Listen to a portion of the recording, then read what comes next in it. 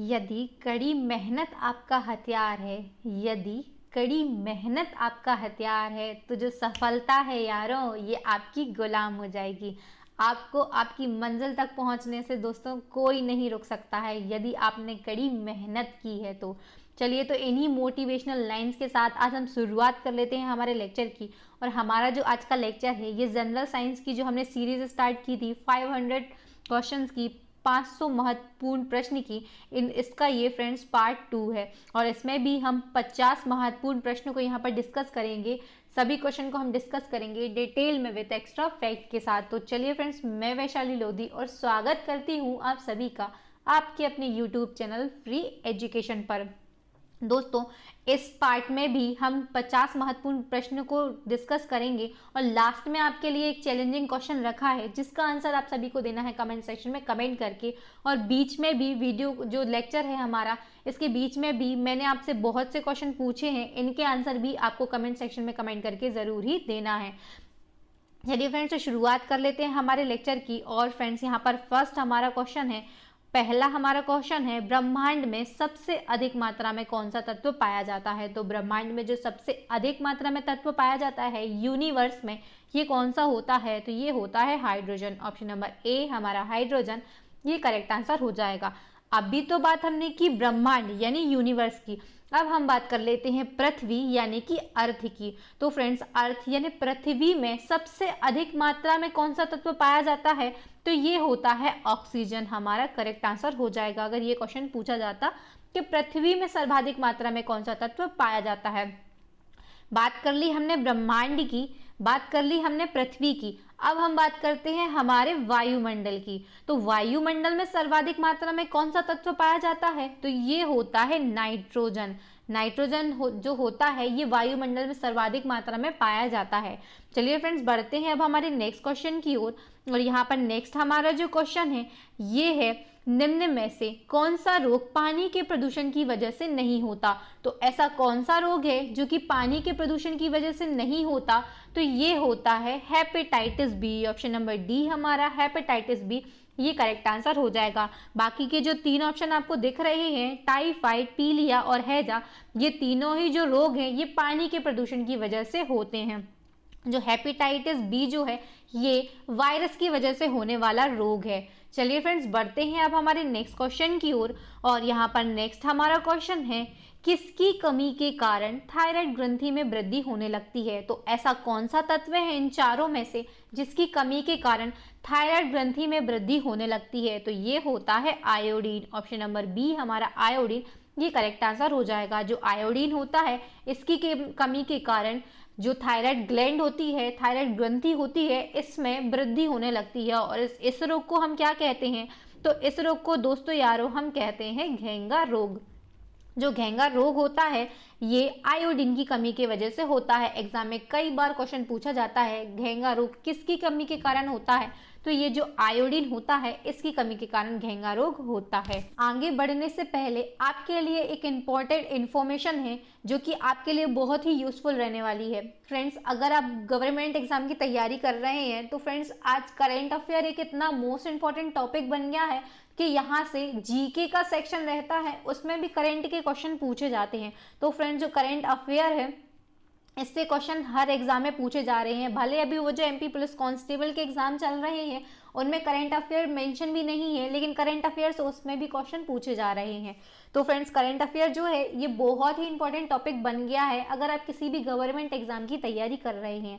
तो फ्रेंड्स, जो free education channel है, इसकी तरफ से अभी एक करंट अफेयर की ई बुक लॉन्च की गई है। फ्रेंड्स, ये जो ई बुक है, इसमें 30+ टॉपिक मिल जाएंगे आपके लिए।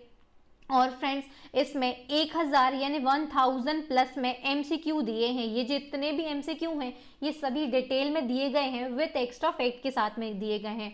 और ये जो टॉपिक हैं, 30+ टॉपिक हैं। तो फ्रेंड्स, यहाँ पर हम गारंटी के साथ कह सकते हैं, अगर आप ये ई बुक परचेस करते हैं और आप इसको पढ़कर जाते हैं एग्जाम में, तो आपकी जो तैयारी है, ये बहुत ही बेहतरीन हो जाएगी और ऐसा कोई भी क्वेश्चन नहीं होगा जो कि आपसे एग्जाम में छूट जाए। यहाँ पर नेक्स्ट हमारा क्वेश्चन है, एंटीबायोटिक किस कवक से प्राप्त किया जाता है? तो फ्रेंड्स, ये एंटीबायोटिक होते हैं, ये किस कवक से प्राप्त होते हैं? तो ये पेनिसिलिन से प्राप्त होते हैं। ऑप्शन नंबर सी हमारा पेनिसिलिन, ये हमारा करेक्ट आंसर हो जाएगा।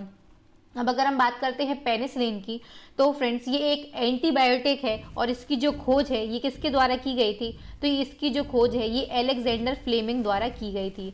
और अगर आपसे सन पूछा जाता है तो 1928 में इसकी खोज अलेक्जेंडर फ्लेमिंग द्वारा की गई थी पेनिसिलिन की। और जो पेनिसिलिन है ये एक एंटीबायोटिक है। चलिए बढ़ते हैं अब हमारे नेक्स्ट क्वेश्चन की ओर। और यहाँ पर नेक्स्ट हमारा क्वेश्चन है, गुर्दे के अध्ययन को क्या कहते हैं। तो फ्रेंड्स गुर्दे, किडनी या वृक्क जो होते हैं इनके अध्ययन को क्या कहते हैं, तो फ्रेंड्स इनके अध्ययन को कहते हैं नेफ्रोलॉजी। ऑप्शन नंबर बी हमारा नेफ्रोलॉजी ये हमारा करेक्ट आंसर हो जाएगा। और फ्रेंड्स जो किडनी होती है, गुर्दे होते हैं, इनकी जो सबसे न्यूनतम इकाई होती है तो फ्रेंड्स ये होती है नेफ्रॉन, याद रखिएगा आप। और इससे आपको याद आ जाएगा कि इसके अध्ययन को हम क्या कहते हैं, तो इसके अध्ययन को हम नेफ्रोलॉजी कहते हैं। चलिए फ्रेंड्स बात करते हैं बाकी और ऑप्शन, जैसे माइकोलॉजी है, तो जो माइकोलॉजी है ये कवक के अध्ययन को कहते हैं। किसके अध्ययन को, कवक के अध्ययन को कहा जाता है माइकोलॉजी। बात करते हैं फाइकोलॉजी, तो फ्रेंड्स शैवाल के अध्ययन को हम कहते हैं फाइकोलॉजी। और बात करते हैं न्यासिमेमेटिक, तो फ्रेंड्स ये जो न्यासिमेमेटिक होता है सिक्कों के अध्ययन को कहा जाता है। किसके अध्ययन को, फ्रेंड्स सिक्के जो होते हैं इनके अध्ययन को कहा जाता है। चलिए फ्रेंड्स बढ़ते हैं अब हमारे नेक्स्ट क्वेश्चन की ओर। और यहाँ पर नेक्स्ट हमारा क्वेश्चन है, भारत का पहला परमाणु ऊर्जा केंद्र कहाँ पर स्थित है। तो भारत का जो पहला परमाणु ऊर्जा केंद्र है ये कहाँ पर स्थित है, तो फ्रेंड्स ये तारापुर महाराष्ट्र में स्थित है। ऑप्शन नंबर सी हमारा तारापुर महाराष्ट्र ये करेक्ट आंसर हो जाएगा। अगर आपसे इसकी स्थापना पूछी जाती है तो इसकी जो स्थापना है, एस्टेब्लिशमेंट है, ये कब की गई थी, तो फ्रेंड्स 31 अक्टूबर 1969 को इसकी स्थापना की गई थी। कहाँ पर की गई थी, तारापुर महाराष्ट्र में की गई थी। और फ्रेंड्स ये बहुत इंपॉर्टेंट क्वेश्चन है क्योंकि पहला शब्द जुड़ा हुआ है इसमें, भारत का पहला परमाणु ऊर्जा केंद्र, तो ये कहाँ पर है, तारापुर महाराष्ट्र में ये स्थित है। चलिए फ्रेंड्स बढ़ते हैं अब हमारे नेक्स्ट क्वेश्चन की ओर। और यहाँ पर नेक्स्ट हमारा क्वेश्चन है, मानव शरीर की सबसे लंबी यानी लॉन्गेस्ट सेल कौन सी है। तो मानव शरीर की जो सबसे लंबी कोशिका होती है ये होती है तंत्रिका कोशिका। ऑप्शन नंबर ए तंत्रिका कोशिका ये हमारा करेक्ट आंसर हो जाएगा। और ये जो तंत्रिका कोशिका होती है इसका कार्य जो होता है ये मस्तिष्क एवं शरीर के सभी अंगों को सूचना का आदान प्रदान और विश्लेषण करना होता है। ये तंत्रिका कोशिकाएं जो होती हैं ये शरीर के सभी अंगों से सूचना का जो आदान प्रदान है ये मस्तिष्क और मेरुरज्जु तक ये करती हैं, तंत्रिका कोशिका। और अगर आपसे इसकी सबसे छोटी इकाई पूछी जाती है तो इसकी जो सबसे छोटी इकाई होती है फ्रेंड्स ये होती है न्यूरॉन। एग्जाम में कई बार क्वेश्चन पूछा जाता है तंत्रिका कोशिका की सबसे छोटी इकाई क्या है, तो तंत्रिका कोशिका जो होती है इसकी सबसे छोटी यानी न्यूनतम इकाई जो होती है ये न्यूरॉन होती है। चलिए फ्रेंड्स बढ़ते हैं अब हमारे नेक्स्ट क्वेश्चन की ओर। नेक्स्ट हमारा क्वेश्चन है, वॉशिंग सोडा यानी जो धावन धोने का सोडा होता है इसका फॉर्मूला क्या होता है। तो फ्रेंड्स जो धावन सोडा होता है, वॉशिंग सोडा होता है, तो इसका जो रासायनिक फॉर्मूला होता है फ्रेंड्स ये होता है Na2CO3। और अगर आपसे इसका रासायनिक नाम पूछा जाता है, IUPAC नाम पूछा जाता है, तो ये होता है सोडियम कार्बोनेट। याद रखिएगा आप एग्जाम में कई बार क्वेश्चन पूछा जाता है। सोडियम कार्बोनेट का जो रासायनिक सूत्र है ये क्या होता है, तो सोडियम कार्बोनेट का रासायनिक सूत्र होता है ये होता है Na2CO3। और ये ही होता है वॉशिंग सोडा यानी धोने का सोडा, या फिर एग्जाम में एक और नाम आता है धावन सोडा। फ्रेंड्स ये बाकी के जो दो हैं इनके बारे में भी मैं आपको एक्सप्लेन कर देती हूँ। तो जो NaHCO3 होता है फ्रेंड्स ये सोडियम बाइकार्बोनेट इसका रासायनिक नाम होता है, IUPAC नाम होता है सोडियम बाइकार्बोनेट। याद रखिएगा आप सोडियम बाइकार्बोनेट, ये भी एग्जाम में कई बार पूछा जाता है। फ्रेंड्स ये सोडियम बाइकार्बोनेट जो होता है ये हम खाने के सोडे को कहते हैं। फ्रेंड्स आप याद रख सकते हैं ये जो बाई है इससे मैंने ऐसे याद किया हुआ है कि जो बाई होती है ये खाना बनाने के लिए आती है, और जो खाने का सोडा होता है इसका फॉर्मूला होता है सोडियम बाइकार्बोनेट NaHCO3। और फ्रेंड्स अगर हम बात कर लेते हैं NaCl की, तो जो खाने का नमक होता है इसको हम कहते हैं NaCl सोडियम क्लोराइड। बढ़ते हैं अब हमारे नेक्स्ट क्वेश्चन की ओर। और यहाँ पर नेक्स्ट हमारा क्वेश्चन है, पुरुषों की नसबंदी को क्या कहा जाता है। तो फ्रेंड्स जो पुरुष होते हैं इनकी नसबंदी को बेसेक्टॉमी कहा जाता है। ऑप्शन नंबर ए बेसेक्टॉमी ये हमारा करेक्ट आंसर हो जाएगा। फ्रेंड्स अगर महिलाओं की नसबंदी की बात होती है, ये क्वेश्चन पूछा जाता है आपके एग्जाम में कि महिलाओं की नसबंदी को क्या कहते हैं, तो फ्रेंड्स इसे ट्यूबेक्टॉमी कहा जाता है। ऑप्शन नंबर बी हमारा वहाँ पर करेक्ट आंसर हो जाता अगर महिला का पूछा जाता। महिलाओं की नसबंदी को क्या कहा जाता है, तो ट्यूबेक्टॉमी कहा जाता है। और पुरुषों की नसबंदी की अगर बात की जाए तो इसे बेसेक्टॉमी कहा जाता है। और फ्रेंड्स एक और टर्म यहाँ पे दिया हुआ है डेमोग्राफी, क्या होता है ये भी आपको जानना ज़रूरी है। तो जो डेमोग्राफी होता है, तो जनसंख्या के अध्ययन को हम डेमोग्राफी कहते हैं। जनसंख्या के अध्ययन के लिए कहा जाता है डेमोग्राफी, याद रखिएगा आप। बढ़ते हैं अब हमारे नेक्स्ट क्वेश्चन की ओर। और यहाँ पर नेक्स्ट हमारा क्वेश्चन है, एक वयस्क स्वस्थ मनुष्य एक दिन में औसतन कितना मूत्र उत्सर्जित करता है। तो फ्रेंड्स जो एक वयस्क स्वस्थ मनुष्य होता है, ये एक दिन में कितना मूत्र उत्सर्जित करता है, तो इसका आंसर है लगभग 1.5 लीटर, 1.5 लीटर, ये हमारा करेक्ट आंसर हो जाएगा। फ्रेंड्स मैंने यहाँ पर जितने भी क्वेश्चन लिए हैं ये प्रीवियस ईयर के एग्जाम्स में बार बार पूछे गए हैं, और साइंस एक ऐसा सब्जेक्ट है जिसके जो क्वेश्चन हैं ये बिल्कुल फिक्स हैं। फ्रेंड्स ये ही एग्जाम में बार बार पूछे जाते हैं, और आगे भी जितने एग्जाम होने वाले हैं उन सब में ये सभी क्वेश्चन जो हैं ये रिपीट होने वाले हैं। चलिए फ्रेंड्स बढ़ते हैं अब हमारे नेक्स्ट क्वेश्चन की ओर। नेक्स्ट हमारा क्वेश्चन है, किस तत्व का परमाणु क्रमांक 3 होता है। तो ऐसा कौन सा तत्व है जिसका परमाणु क्रमांक पीरियोडिक टेबल जो कि आवर्त सारणी होती है इसमें 3 होता है। तो फ्रेंड्स ये है लिथियम, ऑप्शन नंबर बी हमारा लिथियम, ये करेक्ट आंसर हो जाएगा। फ्रेंड्स इसका जो फॉर्मूला होता है यानी कि जो प्रतीक होता है ये Li होता है। और फ्रेंड्स जो लिथियम है ये सबसे हल्की धातु है। एग्जाम में कई बार क्वेश्चन पूछा जाता है कि सबसे हल्की धातु कौन सी है, तो आंसर होगा हमारा लिथियम। और फ्रेंड्स अगर आपसे सबसे भारी धातु पूछी जाती है, तो फ्रेंड्स सबसे भारी जो धातु होती है फ्रेंड्स ये होती है ऑस्मियम, हमारा करेक्ट आंसर हो जाएगा ऑस्मियम। एग्जाम में फ्रेंड्स ये क्वेश्चन कई बार पूछा जाता है, इसमें आप IMP लगा लीजिए। और फ्रेंड्स ये जो पीरियोडिक टेबल है, आवर्त सारणी है, इससे कम से कम हर एग्जाम में 3 क्वेश्चन पूछे जाते हैं। चाहे वो परमाणु क्रमांक से पूछ लिया जाए, परमाणु भार से पूछ लिया जाए, या तो फिर उनके धात्विक तत्व अधात्विक तत्व से पूछ लिया जाए, या फ्रेंड्स नोबल गैस से क्वेश्चन उठा लिया जाए। तो फ्रेंड्स इस टॉपिक से 3 क्वेश्चन पूछे जाते हैं, और मैं बहुत ही जल्द इस टॉपिक पर भी एक वीडियो जल्दी से जल्दी बना दूंगी। चलिए फ्रेंड्स अब बढ़ते हैं हमारे नेक्स्ट क्वेश्चन की ओर।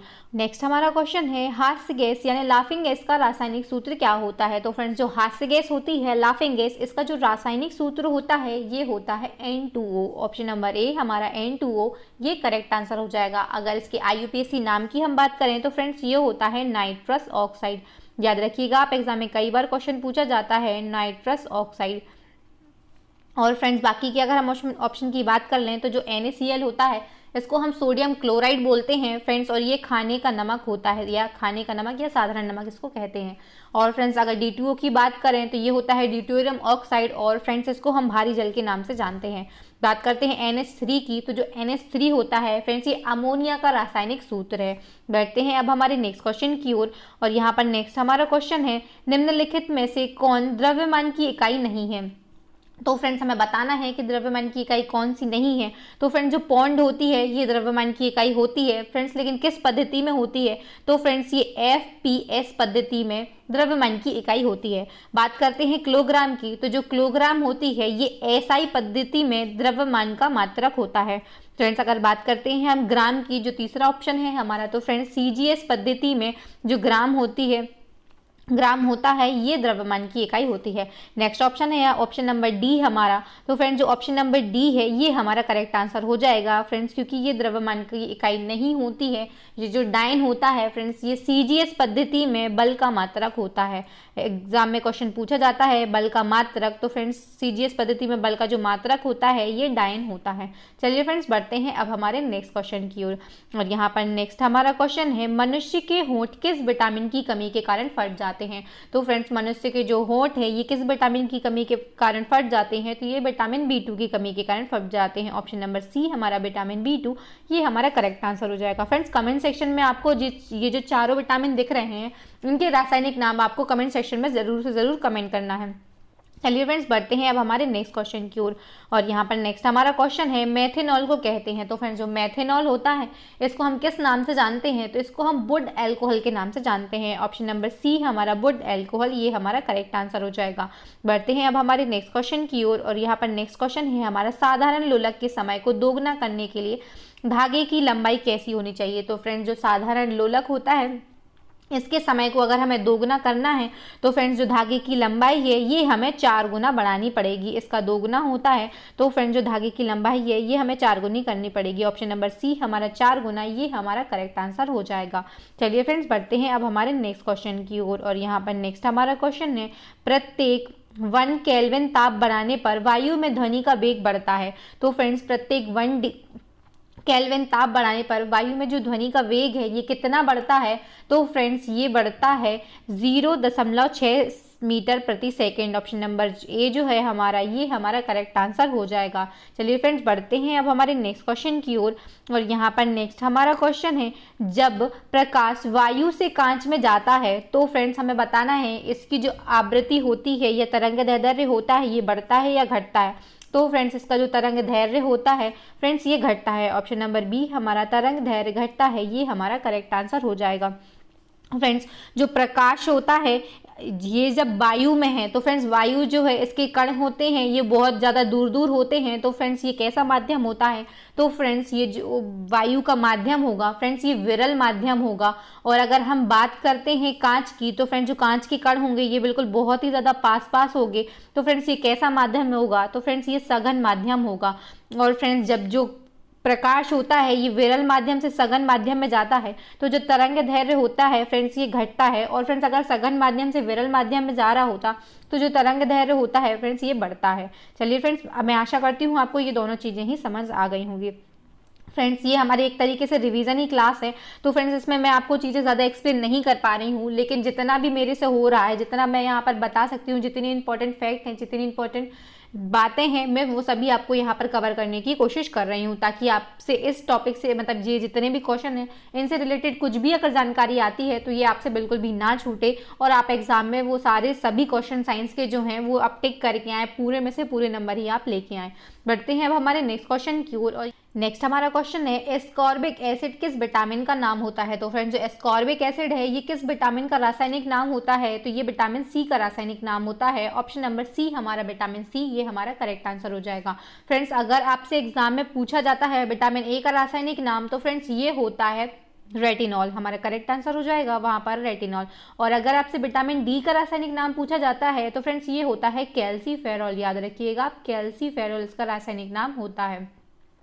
फ्रेंड्स आप इन तीनों विटामिन की जो कमी से होने वाले रोग हैं ये कमेंट सेक्शन में कमेंट करके ज़रूर बताएंगे। फ्रेंड्स मैं कमेंट सेक्शन में आपको कमेंट करने के लिए इसलिए कहती हूँ क्योंकि अगर आप कमेंट करेंगे तो दूसरे लोगों को भी ये चीज़ें पता चलेंगी, और अगर आप इन चीज़ों को अटेम्प्ट करते हैं, अगर आप वहाँ पर कमेंट करते हैं तो ये जो क्वेश्चन रहेंगे, ये जो फैक्ट रहेंगे, ये आपको लाइफ टाइम के लिए यानी लंबे समय तक याद रहेंगे। इसलिए मैं आपको बार बार कमेंट करने के लिए कहती हूँ। चलिए फ्रेंड्स बढ़ते हैं अब हमारे नेक्स्ट क्वेश्चन की ओर।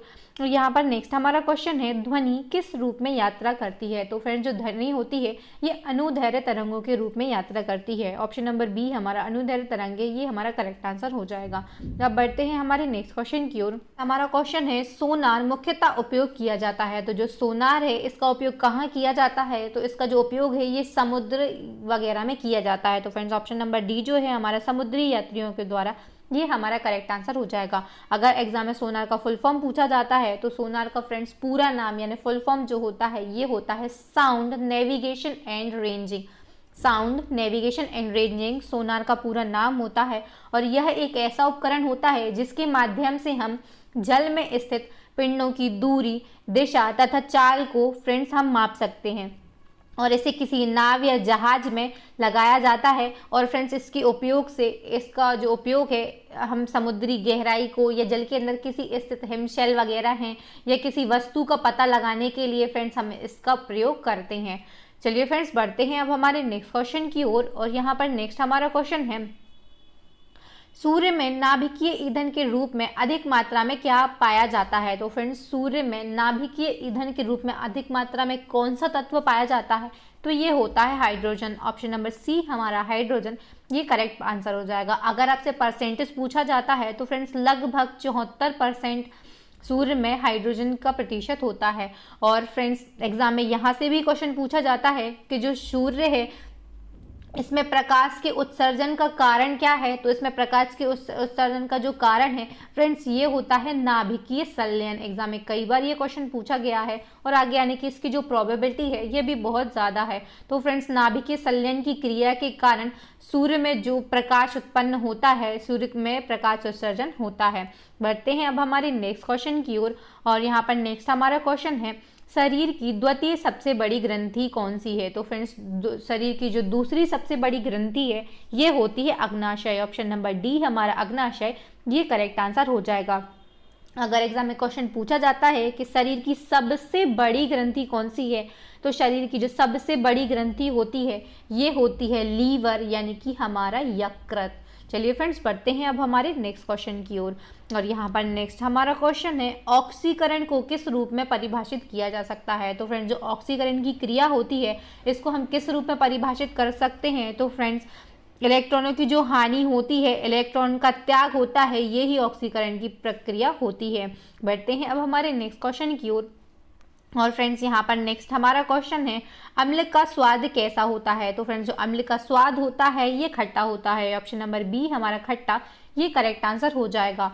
चलिए फ्रेंड्स, बढ़ते हैं अब हमारे नेक्स्ट क्वेश्चन की ओर। और यहाँ पर नेक्स्ट हमारा क्वेश्चन है, 1 जूल बराबर होता है। तो फ्रेंड्स, जो 1 जूल है ये कितने अर्घ के बराबर होता है। तो फ्रेंड्स, ये 10⁻⁷ यानी 10 की ऊपर 7 की घात के अर्घ के बराबर होता है। ऑप्शन नंबर सी हमारा ये करेक्ट आंसर हो जाएगा। फ्रेंड्स, ये जो क्वेश्चन है कई बार एग्जाम में पूछा गया है, तो आप इसको स्टार पॉइंट लगा लीजिए। और ये जो ऐसे आंकड़े हैं ये बिल्कुल फिक्स होते हैं, तो ये हमें बिल्कुल रट जाते हैं। बढ़ते हैं अब हमारे नेक्स्ट क्वेश्चन की ओर। और यहाँ पर नेक्स्ट हमारा क्वेश्चन है, आग पकड़ने के लिए न्यूनतम प्रवृत्ति का कपड़ा है। तो फ्रेंड्स, आग पकड़ने के लिए जो न्यूनतम प्रवृत्ति का कपड़ा होता है फ्रेंड्स, फाइबर होता है, ये होता है सूती कपड़ा। ऑप्शन नंबर बी हमारा सूती कपड़ा जो है ये हमारा करेक्ट आंसर हो जाएगा। चलिए फ्रेंड्स, बढ़ते हैं अब हमारे नेक्स्ट क्वेश्चन की ओर। और यहाँ पर नेक्स्ट हमारा क्वेश्चन है, नॉन स्टिक रसोई के बर्तन पर किसकी परत होती है। तो फ्रेंड्स, जो नॉन स्टिक रसोई के बर्तन होते हैं इन पर किसकी परत होती है। तो फ्रेंड्स, इन पर परत होती है टेफ्लॉन की। ऑप्शन नंबर सी हमारा टेफ्लॉन, ये हमारा करेक्ट आंसर हो जाएगा। बढ़ते हैं अब हमारे नेक्स्ट क्वेश्चन की ओर। और यहाँ पर नेक्स्ट हमारा क्वेश्चन है, निम्नलिखित में से किसे भारी जल कहा जाता है। तो फ्रेंड्स, मैं आपको प्रीवियस एक क्वेश्चन में बता चुकी हूँ कि भारी जल किसे कहा जाता है। तो ये कहा जाता है deuterium oxide. Option number B हमारा ड्यूटीरियम ऑक्साइड करेक्ट आंसर हो जाएगा। इसका जो फॉर्मूला होता है, रासायनिक सूत्र होता है, ये D2O होता है। और फ्रेंड्स, अगर बात होती है जल की, तो इसका जो रासायनिक सूत्र होता है ये H2O होता है। बढ़ते हैं अब हमारे नेक्स्ट क्वेश्चन की ओर। और यहाँ पर नेक्स्ट हमारा क्वेश्चन है, NaOH सूत्र वाले यौगिक का नाम है। तो फ्रेंड्स, जो NaOH होता है इस सूत्र वाले यौगिक का नाम होता है, तो इस सूत्र वाले यौगिक का जो नाम होता है ये होता है caustic soda. Option number B A हमारा जो है कास्टिक सोडा, ये करेक्ट आंसर हो जाएगा। और इसका अगर आपसे रासायनिक नाम पूछा जाता है तो फ्रेंड्स ये होता है सोडियम हाइड्रोक्साइड। क्या होता है? Sodium hydroxide. और फ्रेंड्स, अब आपको कमेंट सेक्शन में कमेंट करके बताना है बेकिंग सोडा, सोडा एस और पोटास का जो रासायनिक सूत्र होता है ये आपको कमेंट सेक्शन में कमेंट करना है। बढ़ते हैं अब हमारे नेक्स्ट क्वेश्चन की ओर। और यहाँ पर नेक्स्ट हमारा क्वेश्चन है, निम्न में से किससे ध्वनि का संचरण नहीं हो सकता है। तो फ्रेंड्स, ध्वनि का संचरण इनमें से किस में नहीं होगा, तो आपको ये बताना है। तो ऑप्शन नंबर सी जो है हमारा निर्वात, ये हमारा करेक्ट आंसर हो जाएगा फ्रेंड्स, क्योंकि जो ध्वनि होती है ये अनुदैर्ध्य तरंगों के रूप, अनुदैर्ध्य जो तरंगे होती हैं इनके रूप में संचरित होती है, और अनुदैर्ध्य जो तरंगे होती हैं ये निर्वात में संचरित नहीं हो सकती हैं। तो जो ध्वनि होगी इसका संचरण भी निर्वात में नहीं हो सकेगा। ऑप्शन नंबर सी जो है हमारा निर्वात, ये हमारा करेक्ट आंसर हो जाएगा। बढ़ते हैं अब हमारे नेक्स्ट क्वेश्चन की ओर। और नेक्स्ट हमारा क्वेश्चन है, ग्रहों की परिक्रमा की गणना की जाती है। तो जो ग्रह होते हैं इनकी जो परिक्रमा है, इनकी जो गणना होती है परिक्रमा की, यानी सूर्य की ओर परिक्रमा ये जो कर रहे हैं कितने दिन में, कितने साल में करेंगे, तो फ्रेंड्स इनकी गणना किस आधार पर की जाती है। तो फ्रेंड्स, डॉपलर प्रभाव के आधार पर इनकी गणना की जाती है। ऑप्शन नंबर सी जो है हमारा डॉपलर प्रभाव, ये हमारा करेक्ट आंसर हो जाएगा। बढ़ते हैं अब हमारे नेक्स्ट क्वेश्चन की ओर। और नेक्स्ट हमारा क्वेश्चन है, मानव शरीर में धमनियों का कार्य क्या है। तो फ्रेंड्स, मानव शरीर में धमनियों का कार्य क्या होता है। तो फ्रेंड्स, हृदय से रक्त को लाना, हृदय से शरीर के अंगों तक रक्त को लाना, ये धमनियों का कार्य होता है। ऑप्शन नंबर सी जो है हृदय से रक्त को लाना, ये हमारा करेक्ट आंसर हो जाएगा। और फ्रेंड्स, अगर हम बात करते हैं शिरा की, तो शिरा का जो काम होता है ये धमनियों से बिल्कुल विपरीत होता है। तो शिरा का जो काम होगा ये रक्त को हृदय तक पहुंचाना होता है। बढ़ते हैं अब हमारे नेक्स्ट क्वेश्चन की ओर। हमारा क्वेश्चन है, ओजोन परत कहाँ पाई जाती है। तो जो ओजोन परत होती है ये वायुमंडल की तीसरी परत में पाई जाती है, जिसे हम कहते हैं समताप मंडल। ऑप्शन नंबर सी जो है हमारा समताप मंडल, ये हमारा करेक्ट आंसर हो जाएगा। और फ्रेंड्स, एग्जाम में कई बार क्वेश्चन पूछा जाता है कि ओजोन दिवस कब मनाया जाता है। तो फ्रेंड्स, जो ओजोन दिवस है ये 16 सितंबर को मनाया जाता है। बढ़ते हैं अब हमारे नेक्स्ट क्वेश्चन की ओर। और यहाँ पर नेक्स्ट हमारा क्वेश्चन है, बर्फ को पिघलने के लिए किसका प्रयोग किया जाता है? तो जो बर्फ होती है इसको पिघलने के लिए, पिघलाने के लिए नमक का प्रयोग किया जाता है। ऑप्शन नंबर ए नमक हमारा करेक्ट आंसर हो जाएगा। अगर नमक का रासायनिक सूत्र पूछा जाता है तो ये होता है NaCl, सोडियम क्लोराइड। अब बढ़ते हैं हमारे नेक्स्ट क्वेश्चन की ओर और यहाँ पर नेक्स्ट हमारा क्वेश्चन है, निम्न में से किस गैस को अजनबी गैस के नाम से भी जाना जाता है? तो ऐसी कौन सी गैस है जिसे अजनबी गैस के नाम से जाना जाता है? तो ये होती है ज़ेनॉन। ऑप्शन नंबर बी हमारा ज़ेनॉन, ये हमारा करेक्ट आंसर हो जाएगा। ये जो ज़ेनॉन गैस होती है इसे अज्ञात, अजनबी या स्ट्रेंजर गैस के नाम से जाना जाता है और इसका जो रासायनिक प्रतीक होता है ये कैपिटल X और स्मॉल e होता है। और अगर परमाणु क्रमांक की हम बात करें तो इसका परमाणु क्रमांक यानी एटॉमिक नंबर जो होता है ये होता है 54। फ्रेंड्स, आपको कमेंट सेक्शन में बाकी की जो 3 गैसें हैं इनके परमाणु क्रमांक और जो इनके रासायनिक सिंबल हैं ये आपको कमेंट सेक्शन में कमेंट करना है। बढ़ते हैं अब हमारे नेक्स्ट क्वेश्चन की ओर और यहाँ पर नेक्स्ट हमारा क्वेश्चन है, किस तत्व का परमाणु क्रमांक 3 होता है? तो ऐसा कौन सा तत्व है जिसका परमाणु क्रमांक 3 होता है? तो ये होता है लिथियम। ऑप्शन नंबर बी हमारा लिथियम, ये हमारा करेक्ट आंसर हो जाएगा। बात करते हैं परमाणु क्रमांक 3 की। तो फ्रेंड्स, जो लिथियम है ये परमाणु क्रमांक इसका 3 होता है और जो लिथियम होता है ये सबसे हल्की धातु होती है। और अगर आपसे सबसे भारी धातु की बात की जाए तो ये होती है ऑस्मियम। एग्जाम में कई बार क्वेश्चन पूछा जाता है कि सबसे भारी धातु कौन सी है, तो ये होती है ऑस्मियम, हमारा करेक्ट आंसर हो जाएगा। बढ़ते हैं अब हमारे नेक्स्ट क्वेश्चन की ओर और यहाँ पर नेक्स्ट हमारा क्वेश्चन है, किसानों का मित्र किसे कहा जाता है? तो किसानों का मित्र किसे कहा जाता है? तो ये कहा जाता है केंचुआ के लिए। ऑप्शन नंबर बी हमारा केंचुआ, ये करेक्ट आंसर हो जाएगा। केंचुआ जो होता है ये मिट्टी यानी मृदा की उर्वरकता जो क्षमता होती है इसको बढ़ाने में मदद करता है, इसलिए केंचुआ को किसानों का मित्र कहा जाता है। और बात करते हैं केंचुआ की, तो ये किस संघ का सदस्य है? एग्जाम में क्वेश्चन पूछा जाता है। तो ये एनेलिडा जो संघ होता है, एनेलिडा, इसका इस संघ का सदस्य होता है। पढ़ते हैं अब हमारे नेक्स्ट क्वेश्चन की ओर और यहाँ पर नेक्स्ट हमारा क्वेश्चन है, पृष्ठ तनाव की विमा क्या है? तो फ्रेंड, जो पृष्ठ तनाव होता है उसकी जो विमा होती है ये Mt-2 होती है। ऑप्शन नंबर ए हमारा Mt-2, ये करेक्ट आंसर हो जाएगा। एग्जाम में पृष्ठ तनाव से एक मोस्ट इंपॉर्टेंट क्वेश्चन पूछा जाता है और बार बार भी पूछा जाता है। आप सभी जानते ही होंगे कि जो वर्षा की बूंदें होती हैं ये गोल किस कारण से होती हैं? तो फ्रेंड, जो बारिश की बूंदें होती हैं ये गोल किस कारण से होती हैं? तो ये पृष्ठ तनाव के कारण ही गोल होती हैं। बढ़ते हैं अब हमारे नेक्स्ट क्वेश्चन की ओर और फ्रेंड्स, इसी सीरीज में हमारा नेक्स्ट क्वेश्चन है, अफीन के किस भाग से मॉर्फिन प्राप्त किया जाता है? तो फ्रेंड, जो मॉर्फिन होता है ये अफीन के किस भाग से प्राप्त होता है? तो ये होता है फल आवरण से। ऑप्शन नंबर सी हमारा फल आवरण, फ्रूट कोट जो होता है इसको इंग्लिश में बोलते हैं फ्रूट कोट, ये हमारा करेक्ट आंसर हो जाएगा। बढ़ते हैं अब हमारे नेक्स्ट क्वेश्चन की ओर और यहाँ पर नेक्स्ट हमारा क्वेश्चन है, तैरने का सिद्धांत, लॉ ऑफ फ्लोटिंग, इसकी खोज किसने की थी? तो जो तैरने का सिद्धांत है इसकी खोज की गई थी आर्किमिडीज के द्वारा। ऑप्शन नंबर ए हमारा आर्किमिडीज, ये करेक्ट आंसर हो जाएगा। बढ़ते हैं अब हमारे नेक्स्ट क्वेश्चन की ओर और नेक्स्ट हमारा क्वेश्चन है, कुत्तों में गुणसूत्रों की संख्या होती है। तो फ्रेंड, जो कुत्ता होता है इसमें गुणसूत्र की संख्या कितनी होती है? तो ये होती है 78, 78 होती है। अगर बात करें मानव की, तो मानव में जो गुणसूत्रों की संख्या होती है ये 46 यानी कि 46 होती है। ये भी कई बार एग्जाम में क्वेश्चन पूछा गया है। बढ़ते हैं अब हमारे नेक्स्ट क्वेश्चन की ओर और यहाँ पर हमारा नेक्स्ट क्वेश्चन है, ये है, यूरिया में नाइट्रोजन की मात्रा होती है। तो जो यूरिया होता है इसमें नाइट्रोजन की मात्रा कितनी होती है? तो फ्रेंड्स, ये होती है 46%। ऑप्शन नंबर ए हमारा 46%, ये हमारा करेक्ट आंसर हो जाएगा। और फ्रेंड्स, बात करते हैं अगर यूरिया की, तो फ्रेंड्स ये कार्बनिक यौगिक है और फ्रेंड्स इसका जो रासायनिक सूत्र है ये होता है CH4N2O। CH4N2O यूरिया का रासायनिक सूत्र होता है। बढ़ते हैं अब हमारे नेक्स्ट क्वेश्चन की ओर। क्वेश्चन है, एक लड़की झूले पर झूल रही है, यदि वह खड़ी हो जाए तो झूलने का आवर्तकाल पर क्या प्रभाव पड़ेगा? तो फ्रेंड्स, अगर एक लड़की झूले पर झूल रही है और अगर वह खड़ी हो जाती है तो फ्रेंड्स उसकी जो आवृत्ति है यानी झूले की जो आवृत्ति है फ्रेंड्स ये बढ़ जाएगी। और फ्रेंड्स, जब आवृत्ति बढ़ती है तो जो आवर्तकाल होता है ये घट जाता है। ऑप्शन नंबर बी हमारा आवर्तकाल घट जाएगा, ये हमारा करेक्ट आंसर हो जाएगा।